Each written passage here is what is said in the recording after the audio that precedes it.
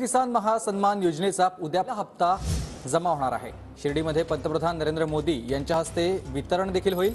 राज्यातील 13,45,000 शेतकऱ्यांना या दोन्ही योजनांचा लाभ मिळेल। पहले किसानों की सूद कोई नहीं लेता था। हमने पीएम किसान सम्मान निधि इन मेरे शेतकरी भाई बहनों के लिए शुरू की। इसकी मदद से देश भर के करोड़ों छोटे किसानों को 2,60,000 करोड़ रुपए दिए गए हैं।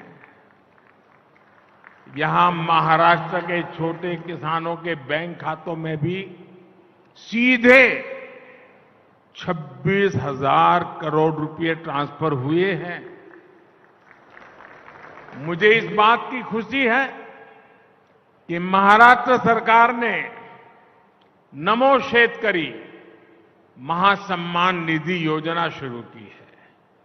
इसके तहत महाराष्ट्र के शेतकरी परिवारों को 6,000 रुपए और अतिरिक्त दिए जाएंगे। यानी अब यहां के छोटे किसानों को सम्मान निधि के 12,000 रुपया मिलेंगे। मेरे परिवारजनों, किसानों के नाम पर वोट की राजनीति करने वालों ने आपको बूंद बूंद पानी के लिए तरसाया है।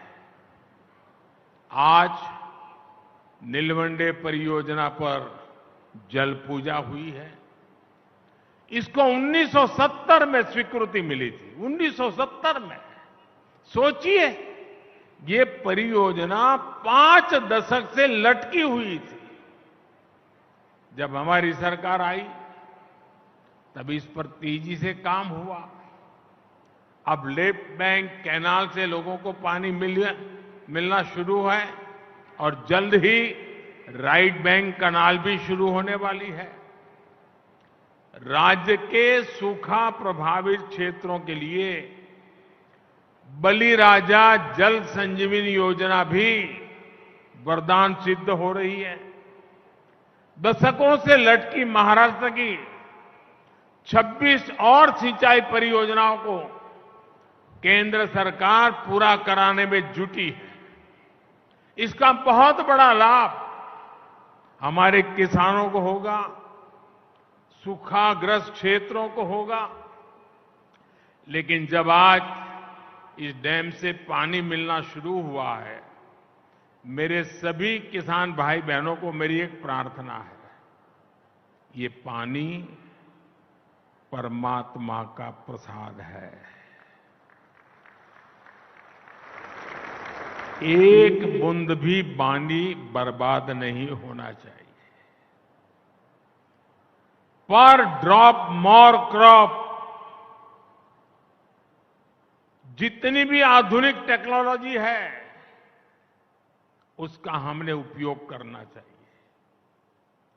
मेरे परिवारजनों, हम सच्ची नियत से किसान के सशक्तिकरण में जुटे हैं। लेकिन कुछ लोगों ने महाराष्ट्र में किसानों के नाम सिर्फ और सिर्फ राजनीति की है। महाराष्ट्र के एक वरिष्ठ नेता केंद्र सरकार में कई वर्षों तक कृषि मंत्री रहे हैं। वैसे व्यक्तिगत रूप से तो मैं उनका सम्मान भी करता हूं, लेकिन उन्होंने किसान के लिए क्या किया? 7 साल के अपने कार्यकाल में उन्होंने देश भर के किसानों से सिर्फ, यह आंकड़ा याद रखना, 7 साल में देश भर के किसानों से सिर्फ 3.5 लाख करोड़ रुपए का एमएसपी पर अनाज खरीदा।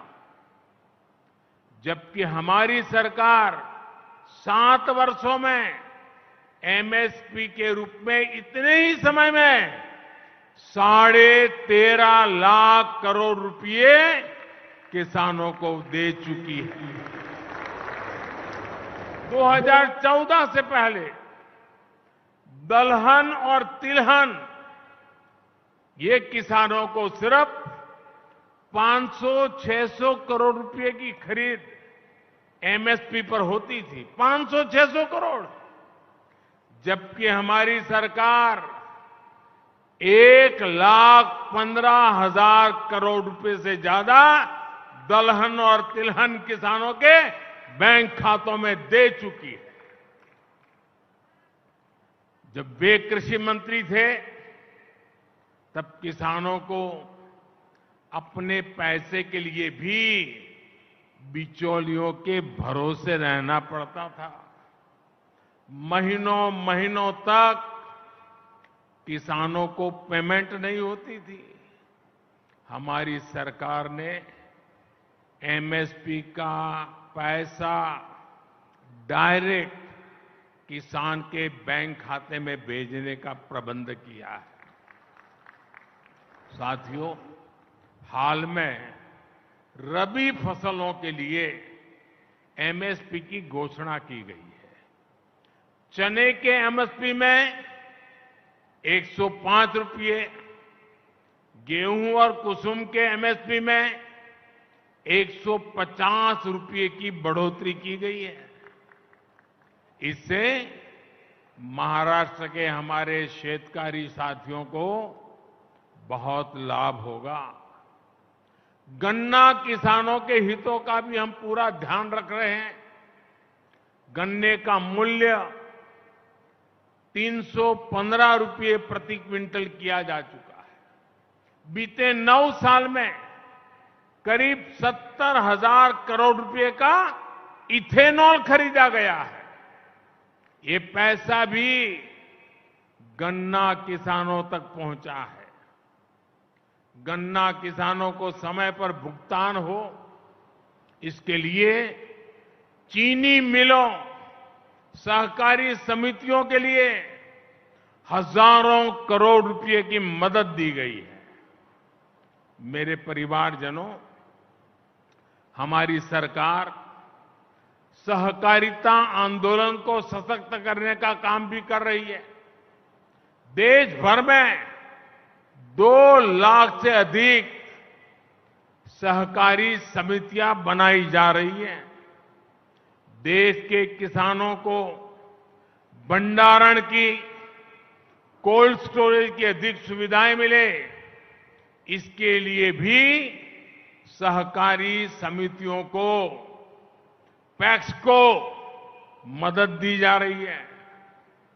छोटे किसानों को एफपीओस यानी किसान उत्पादक संघों के माध्यम से संगठित किया जा रहा है। सरकार के प्रयास से अभी तक देश भर में 7,500 से अधिक एफपीओ भी बन चुके हैं। मेरे परिवारजनों, महाराष्ट्र अपार सामर्थ्य और अनगिनत संभावनाओं का केंद्र रहा है। जितना तेज महाराष्ट्र का विकास होगा, उतनी ही तेजी से भारत विकसित होगा। कुछ महीनों पहले मुझे मुंबई और शिरडी को कनेक्ट करने वाली वंदे भारत ट्रेन को हरी झंडी दिखाने का अवसर मिला था। महाराष्ट्र में रेलवे के विस्तार का ये सिलसिला लगातार जारी है। जलगांव से भुसावल के बीच तीसरी और चौथी रेल लाइन शुरू होने, मुंबई हावड़ा रेल रूट पर आवाजाही आसान होगी। इसी तरह सोलापुर से बोरगांव तक 4 लेन रोड के निर्माण से पूरे कोंकण क्षेत्र की कनेक्टिविटी बेहतर होगी। इससे उद्योगों को तो फायदा होगा ही, गन्ना, अंगूर और हल्दी किसानों को भी लाभ होगा। ये कनेक्टिविटी सिर्फ ट्रांसपोर्ट